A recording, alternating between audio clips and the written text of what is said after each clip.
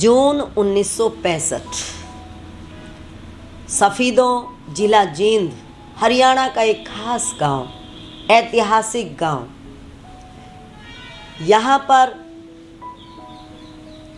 ऐसा कहा जाता है कि राजा जन्मेजय ने, राजा परीक्षित के पुत्र जन्मेजय ने एक सर्प दमन यज्ञ किया था, क्योंकि तक्षक सर्प द्वारा परीक्षित को डसा गया था। तो वो जो जन्मेजय के भीतर एक प्रतिशोध था और उसे एक बदले की भावना अंदर उमड़ रही थी। उसने इस भावना से प्रेरित होकर एक ऐसा यज्ञ किया जिस यज्ञ में उसने इस प्रकार के विशेषज्ञों को बुलाया था जो उन मंत्रों को उच्चारित करते थे जिनसे वो सांप खींचे चले आते थे और उन सांपों को जलाया जाता था, उन्हीं की आहुति दी जाती थी। ऐसा इसके बारे में कहा जाता है। वहाँ पर एक तालाब है, उस तालाब को सर्प दमन तालाब ही कहा जाता है, सर्प दमन क्षेत्र उसको कहा जाता है। उस भूमि पर गुरुजी का भी बहुत प्रभाव रहा है। उस भूमि पर गुरुजी का बहुत आशीर्वाद भी रहा है। वहाँ गुरुजी ने यज्ञ रखा, सभी लोगों ने उनका बहुत सत्कार किया, बहुत आदर किया। एक दो तो सभी जगह विरोध करने वाले होते हैं, लेकिन पूरे आदर के साथ इस यज्ञ और भंडारे में सबने सेवा की। यहाँ ये एक घटना खास है जो बतानी जरूरी है। गुरुकुल में जब गुरुजी रहा करते थे तो उस समय में एक दिन गुरुजी अपने आप बोल पड़े कि कल तो 3 सरदार आएंगे। ये सरदारों का गांव था, मिक्स थे सैनी और सरदार इसमें। तो 3 सरदार आएंगे, बस ऐसा कह के चुप हो गए। अगले दिन 3 सरदार उस जंगल से निकलते हैं। गुरुजी कुछ देर पहले बाल्टी पानी की लेके रास्ते में बैठ जाते हैं। उन सरदारों को प्यास लगती है। गुरुजी दूर से ही उनको बुलाते हैं कि यहाँ आ जाओ, पानी यहाँ है। वो हैरान होते हैं कि ये कौन है जिसे पता लग गया कि हमें प्यास लगी है, हमें पानी की ज़रूरत है। तो वो आके वहाँ पानी पीते हैं। और पानी क्या पीते हैं? गुरुजी खुद बाल्टी लेके पानी की जिसके लिए बैठे हों और अपने हाथ से जिसको पानी पिला रहे हों। ये जरा सोच कर देखो कि वो किस प्रकार से कैसी आत्मा रही होंगी जिनके लिए गुरुजी खुद बाल्टी लेकर पानी की बैठे थे। और गुरुजी ने उनको जो कहा ये भी विचारणीय जैसा है। उनको कहा, मैं 3 दिन से तुम्हारी प्रतीक्षा कर रहा था। और ये शब्द ऐसे ढंग से कहे गए कि वो तीनों के तीनों गुरुजी के चरणों में पूरी तरह से समर्पित हो गए। उनके भीतर इतनी श्रद्धा, इतनी आस्था पूरी तरह से ऐसे बह निकली जैसे। तो गुरुद्वारे को मानने वाले थे, उनके पास तो पहले ही इतनी श्रद्धा का स्थान था। और उसके बावजूद गुरुजी के प्रति इस तरह से समर्पण, इस तरह का भाव होना, ये गुरुजी की ही कोई बहुत बड़ी कृपा थी, अनुकंपा थी।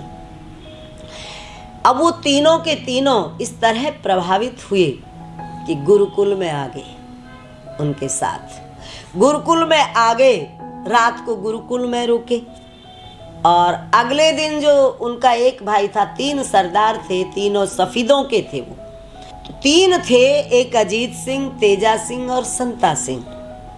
संता सिंह ने गुरुजी से आग्रह किया कि दीक्षा चाहिए। गुरुजी ने कहा, बच्चा दीक्षा तो कल ही दे दी थी, मैंने अमृत पिला दिया था।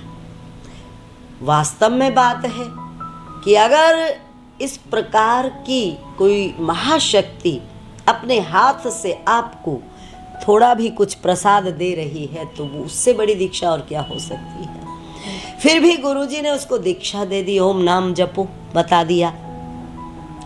2 भाई वहीं रह गए, तेजा सिंह और संता सिंह। अजीत सिंह वापस चले गए घर, और इतने अधिक समर्पित हो चुके थे कि उनका बार बार लगातार आना जाना परिवार से बन गया। गुरुजी के सख्त नियम थे 5। उन नियमों में सबसे मेन नियम था डालडा घी वर्जित था, तो उनके घर में डालडा घी का परहेज शुरू हो गया। उन्होंने खुद भी वही नियम शुरू कर दिए जो गुरुजी के थे। शराब, मीट, अंडे का तो मतलब ही नहीं था। डालडा भी बंद हो गया उनके घर में। तो इस प्रकार से पूरा का पूरा परिवार गुरु चरणों में समर्पित हो गया। लेकिन बाद में जाके, उन दिनों तो गुरुजी गुरुकुल चला रहे थे, बाद के दिनों में जब गुरुजी के यज्ञ भंडारे विशेष रूप से चलने लगे तो संता सिंह तो फिर पूरी तरह से सन्यासी हो गए।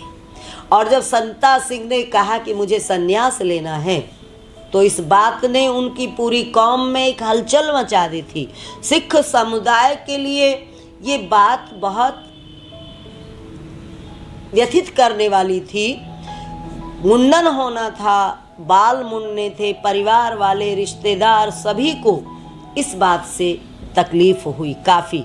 लेकिन जिसका मन लग जाए, जिसका संकल्प बन जाए, जिस पे गुरु कृपा हो जाए, उसको कौन रोक सकता है भला? कोई रोक नहीं पाया।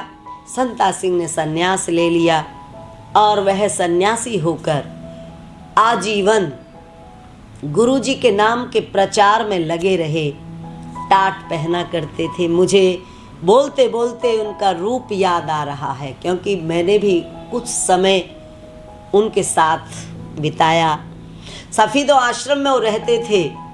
सफ़ीदो आश्रम में भी मैं रही हूँ 1-2 दिन देवियों के साथ। वहाँ भी उनको देखा किस प्रकार का उनका जीवन था। तेजस्वी, तपस्वी, न खाने में कोई स्वाद लेते थे, पहनने में कोई स्वाद नहीं, और घंटों घंटों शीर्षासन करते थे।